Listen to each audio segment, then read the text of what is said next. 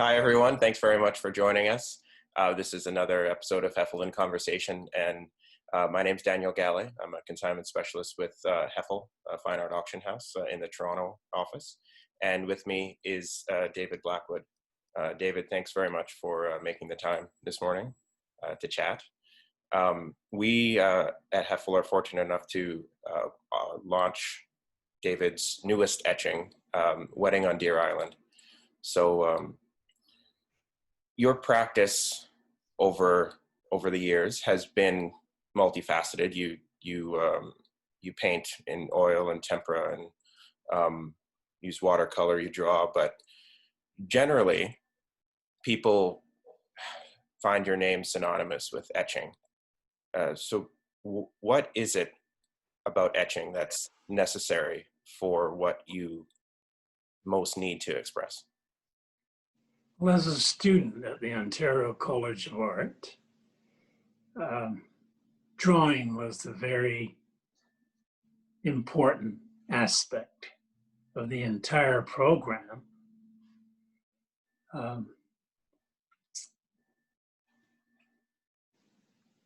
I was actually, being very good draftsman, supposedly, I was attracted to graphics, which involves primarily drawing. And we had a great teacher of drawing at the Ontario College of Art, and he pushed me into his program of printmaking. I would imagine that any kind of narrative work would require drawing. If the drawing is very bad in the painting, any kind of representational work would require some of the traditional aspects of composition and drawing. So I was really fascinated with the fact that printmaking was essentially drawing and design. Now, the program at the Ontario College of Art was based on the Bauhaus. So in printmaking, you would have had an introduction to lithography, etching, and woodcut, the traditional forms. And I was already into narrative work. And so, drawing was very, very important. And two, there seems something, I was looking at some examples of your work the other day. There seems to be something in the character of the plate using copper that adds a tone, that adds a structure and a tone to the work that seems very necessary also. Yes, well, for example, etching, you're using a copper plate.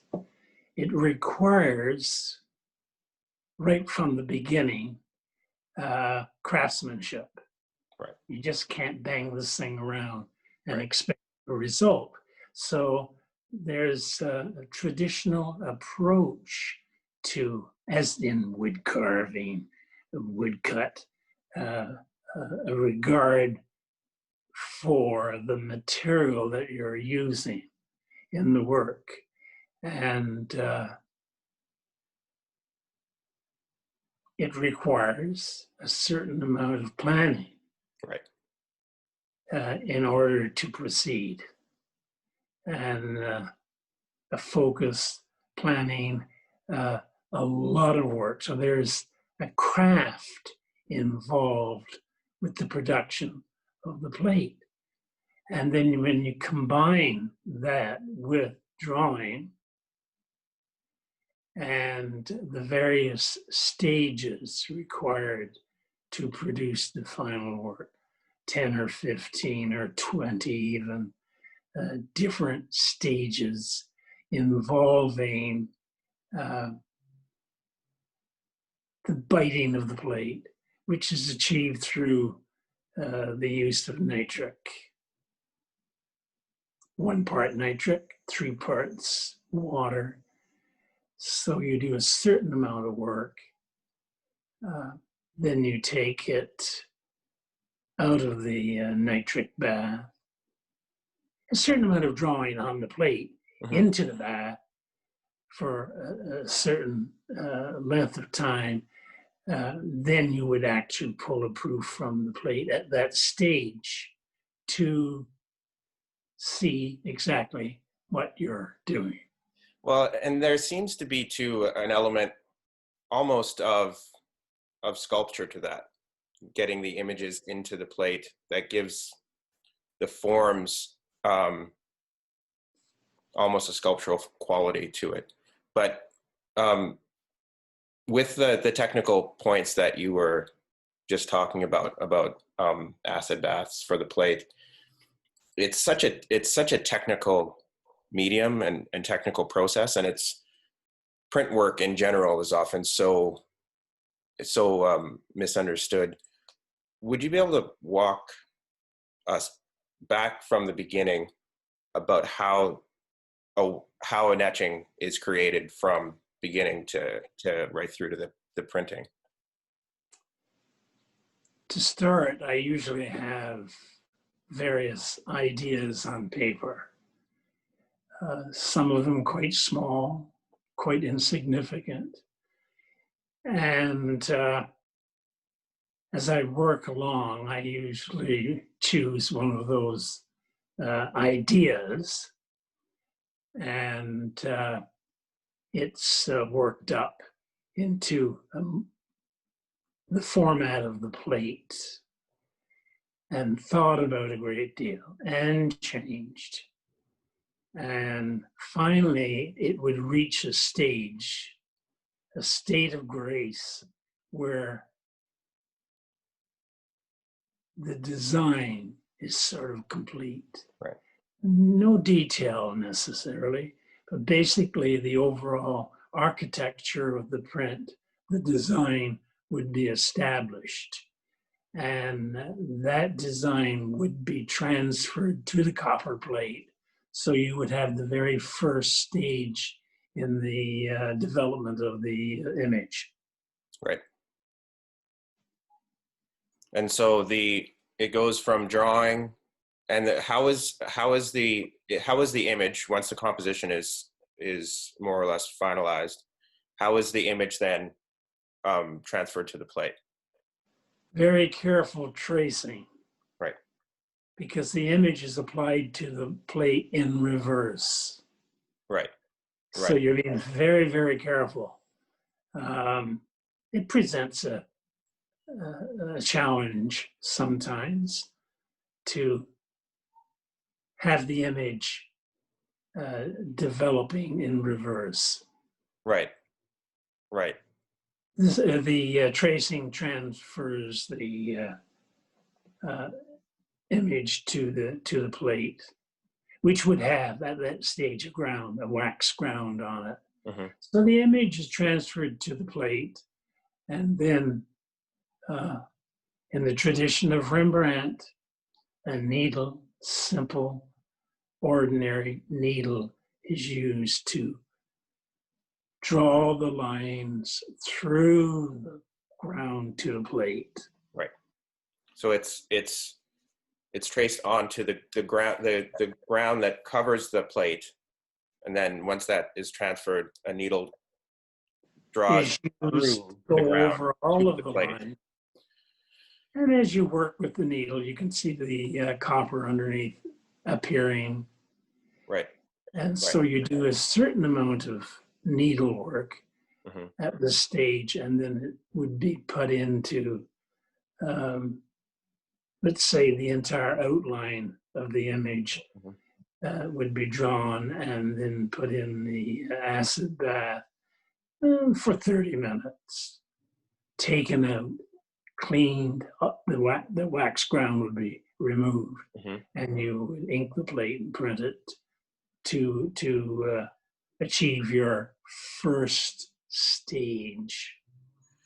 So that would be the basic line work of the composition.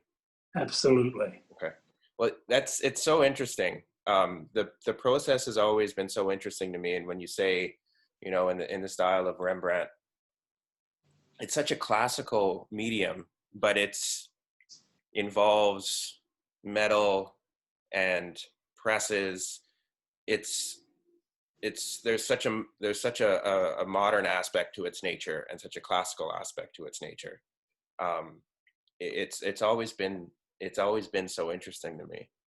And so then the plate with the ground removed, the line work etched into it. How does it proceed from there to get the tones and the details? The first stage of the print serves as a guide to the other stages to come. And after establishing, of course, the basic outline of the image, then you start thinking in terms of tonality. Mm-hmm. And this would be fixed in your mind in regards to, you know, what light you would want. The tonalities would be pretty much sort of there in your mind. Mm-hmm.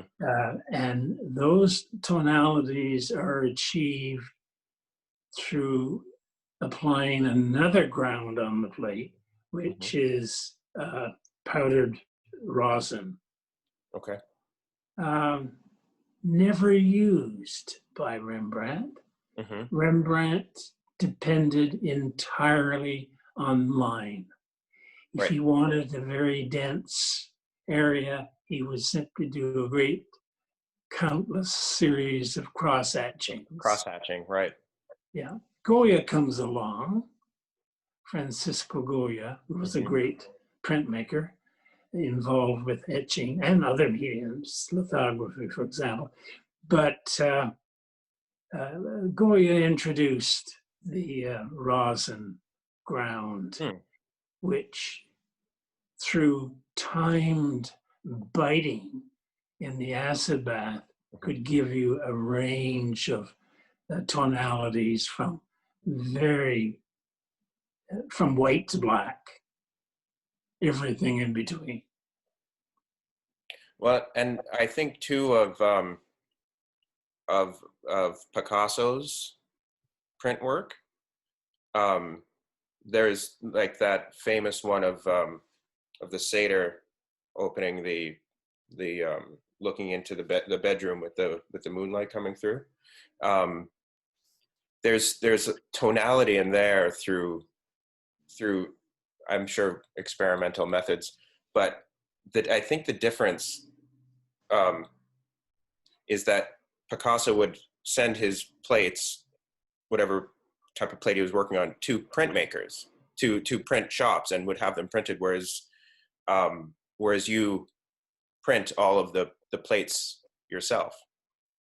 In the early 1900s, in a city like Paris, you would have had professional plate makers, Mm-hmm.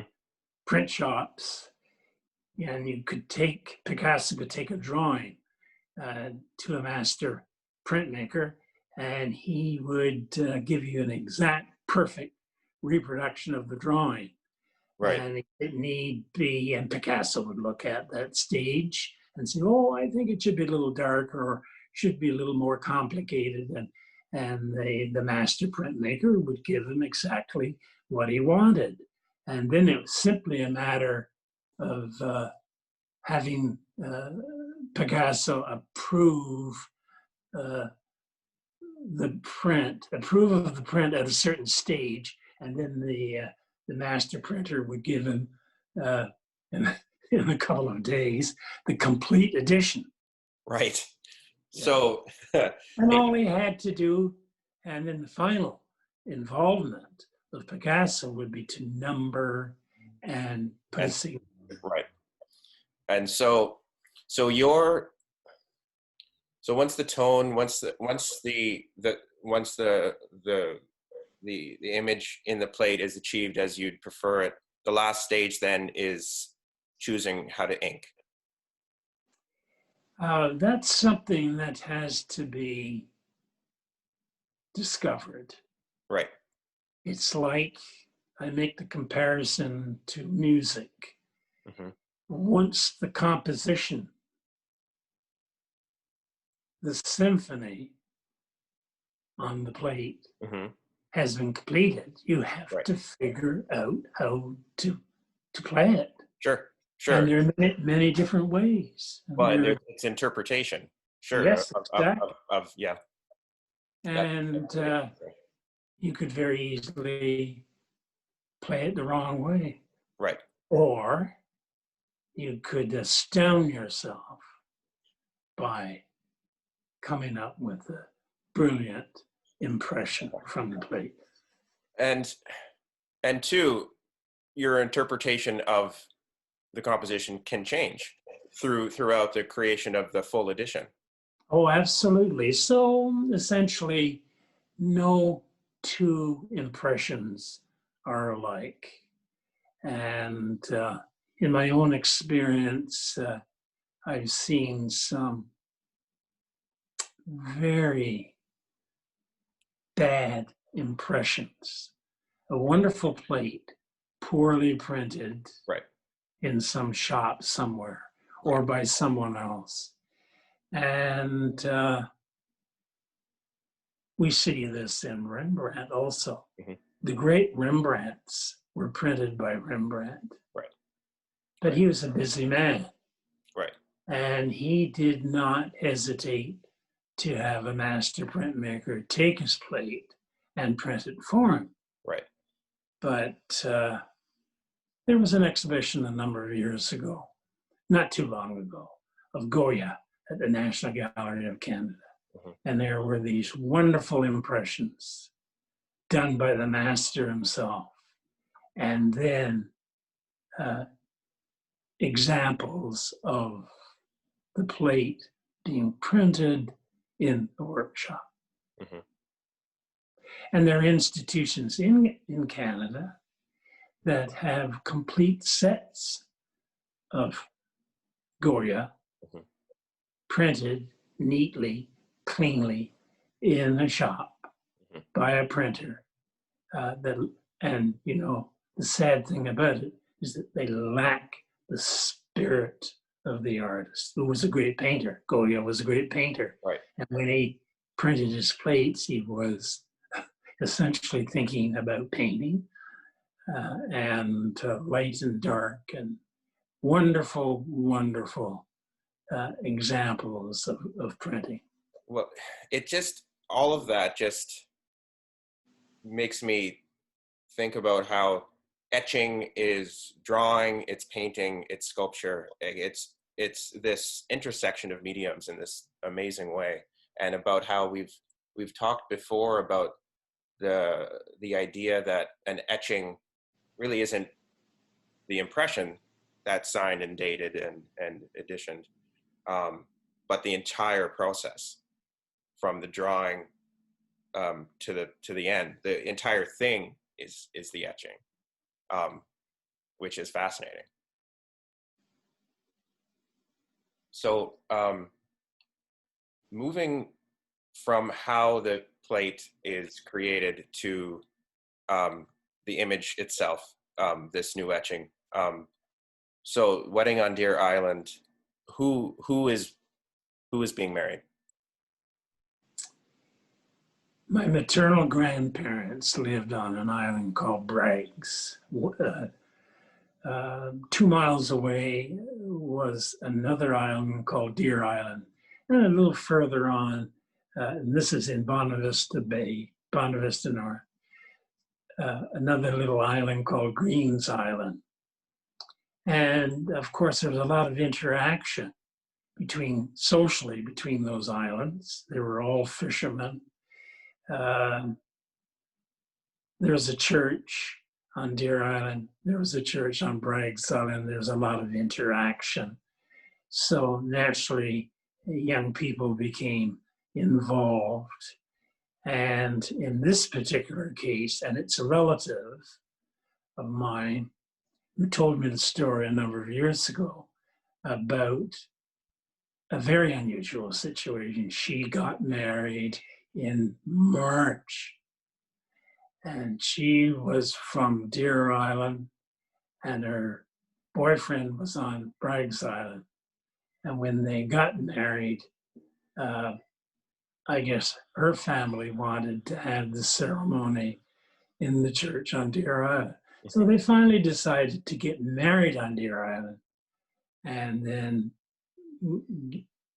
get in boats, 50 or 60 people, numerous boats, and go to Bragg's Island for the reception. I dread the thought that after the reception, the people from Deer Island had to return. Right. So, but they were very capable people, and all travel, of course, was by boat, and they were very great expertise in handling boats in any conditions. So it was no big deal to go back and forth.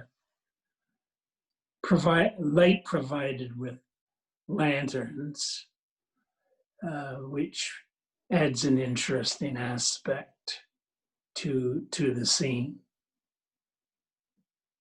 But the idea of getting married in March and having to struggle, because at that time of the year, the entire area of Bonavista Bay, Bonavista North, would be inundated with Arctic ice, which drifts down into the bay that time of the year. So you would have to really struggle to move a boatload of people through that kind of ice condition. So, and that's what there's a long oar just to the left, a man. So there's a man moving. Pushing the ice aside. Right. And you'd have, in reality, 4 of those men, 2 on each side, and they would create a passage for the boat through the loose ice pans. And so there's a number of flags across the composition. So the Cabot Lodge flag at the bow of the ship. What is that flag? That flag belongs to a lodge, and we're thinking of the Loyal Orange Lodge here. The region of Bonavista Bay was very Protestant, and each community would have an orange lodge. And in this case, friends of the family have come from Wesleyville, where I was born. And Cabot Lodge was the lodge in Wesleyville. So the delegation from Wesleyville to the wedding would have that flag with them. And so like a Masonic kind of lodge? Oh, yes. Yeah. Yeah, the Masonic Lodge. And so of course, the flags add an aspect of color to a very black and white and gray atmosphere. Right. Which is stepping back to the reasons for etching that seems to correspond how graphic that part of the country would get in the wintertime. Oh, yeah. Very severe. Yeah. Quite amazing, because in the summertime it's green and bright and wonderful.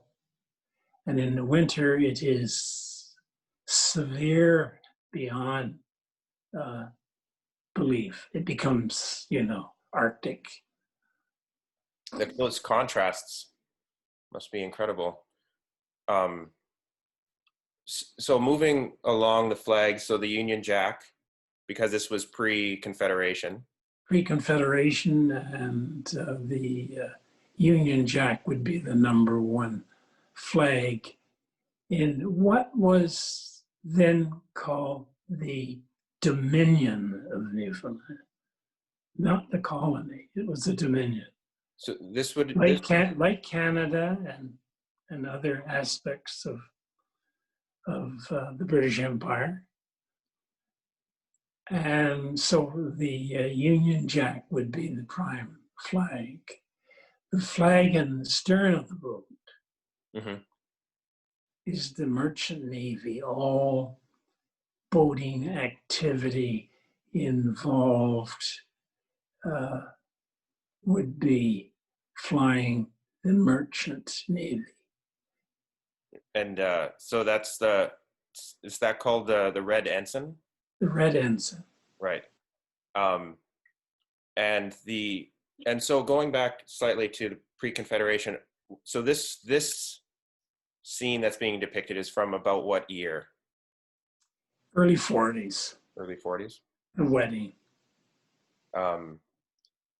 Perhaps, 44, 45. Now, the other two flags aren't, I think, what some people would presume they are. One with the colors of the French flag, but reversed, and the other that seems like maybe the Scottish cross. Those aren't those flags. Those flags are navigational.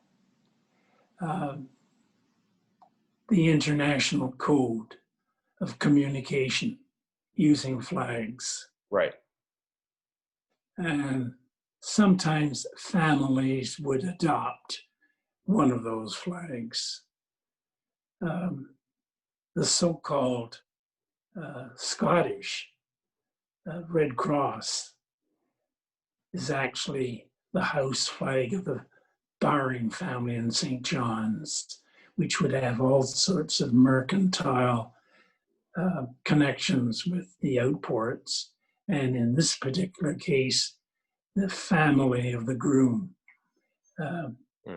their backers would be the Bowrings in St. John's. A Red Cross on a white ground. And then the other, which is the reverse of the French flag, that's from the international code too. Also, yes.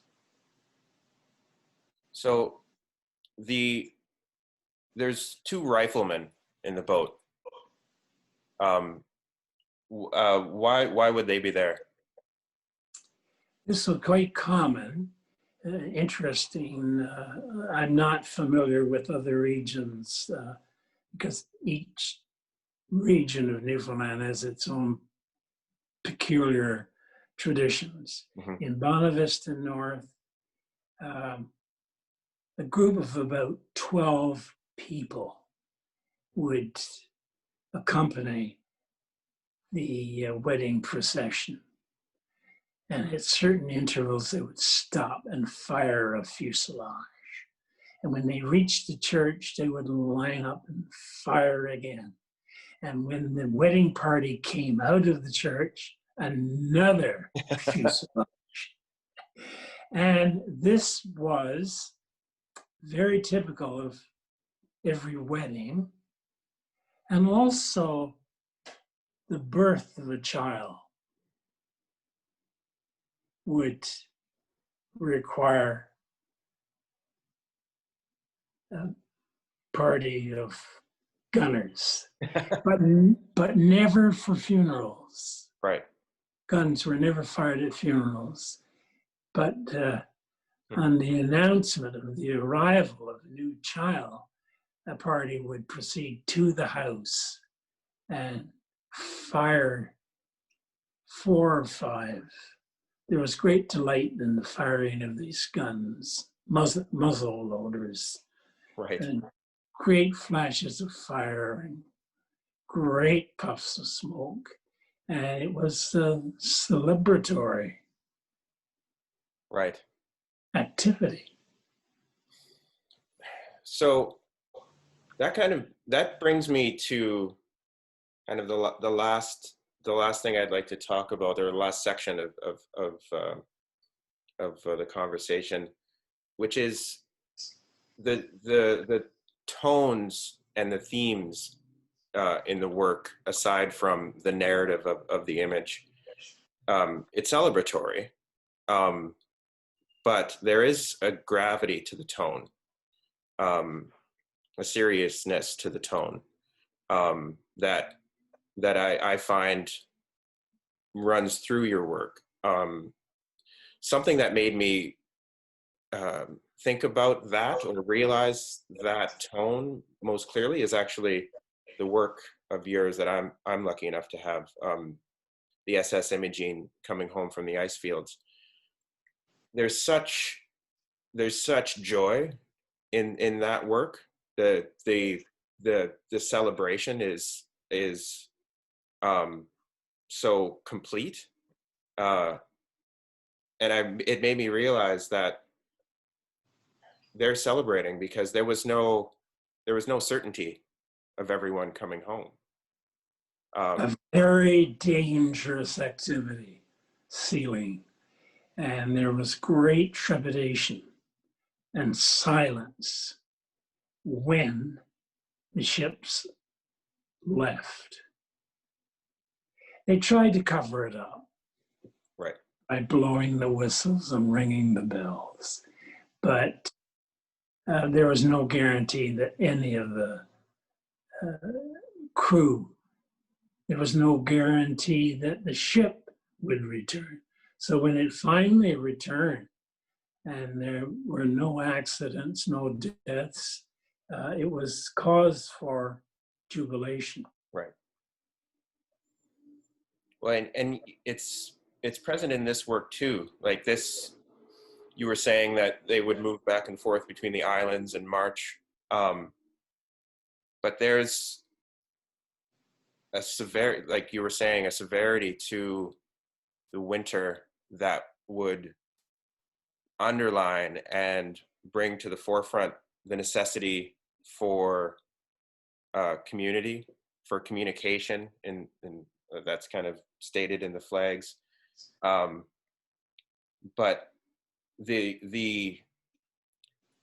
it seems as though the actuality of life and death seems that would come out, that would like a very honest relationship with that would arise from circumstances like that.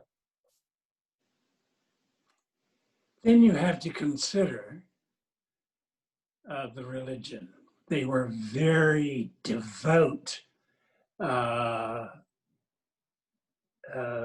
people Mm-hmm. with a very strong faith, and it was Methodist. So it was a very somber Right. atmosphere all around the church. Right.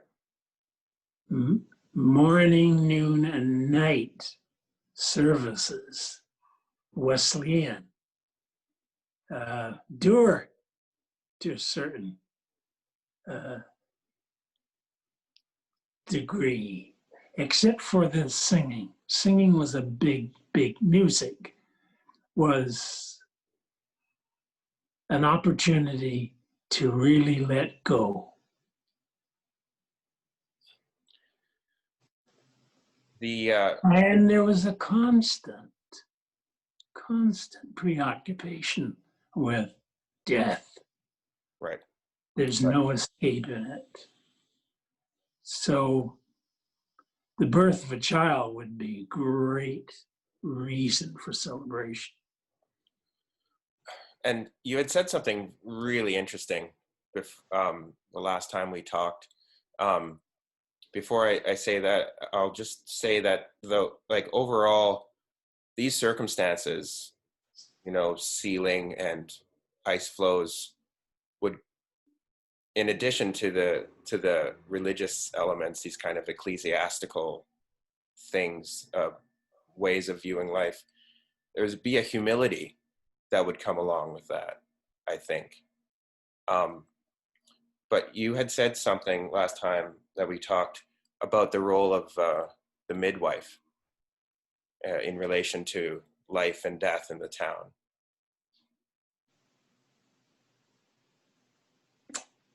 Very important, because there were no doctors or nurses. Each community would have 3 to 4 or 5, 10 people who had great range of experience in birth. And so presiding over the birth of a child, there might be 2 women in the room who were in their 80s. And then there would be perhaps 2 women who were in their 50s, and then younger women. So it was all sort of a training uh, experience for the younger people, and the older people knew what to do.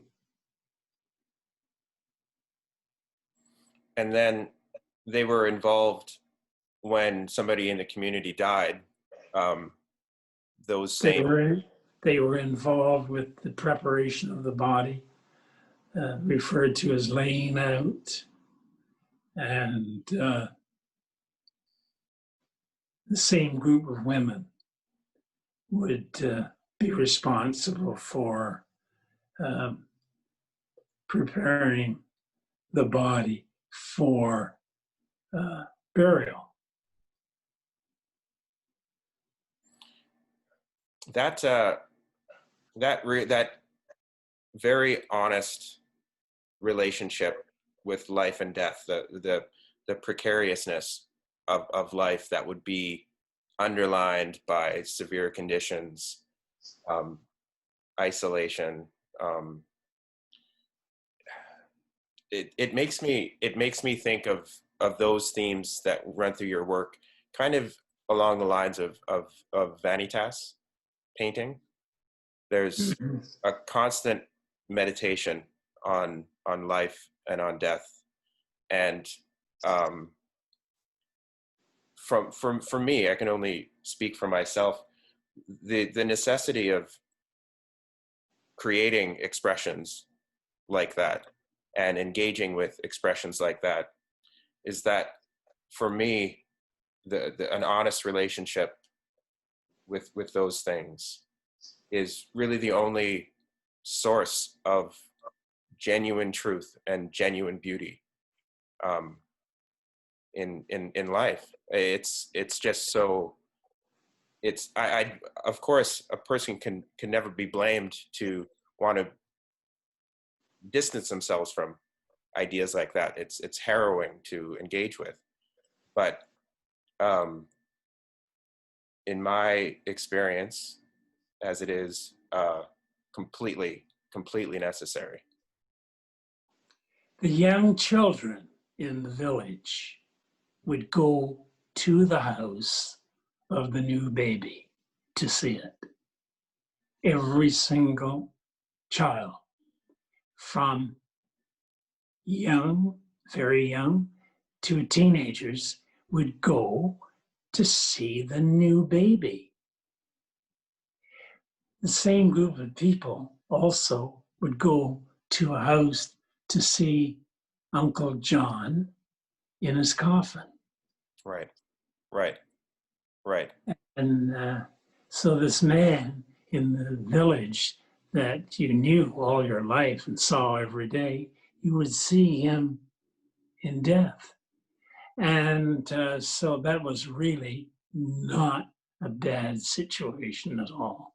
Right. It gave you the complete picture. Right. And then you'd go to the cemetery, because there'd be a group of men there digging the grave. And young children were always fascinated by the digging of this hole in the ground. I mean, that's why I'm glad we've been able to talk about this work, because it broaches all of those themes. There's there's life and death and some celebration in the middle, where it can be found. Um, and it's all expressed in this image. I think it's just terrific. But I think that covered everything that I had hoped we'd talk about.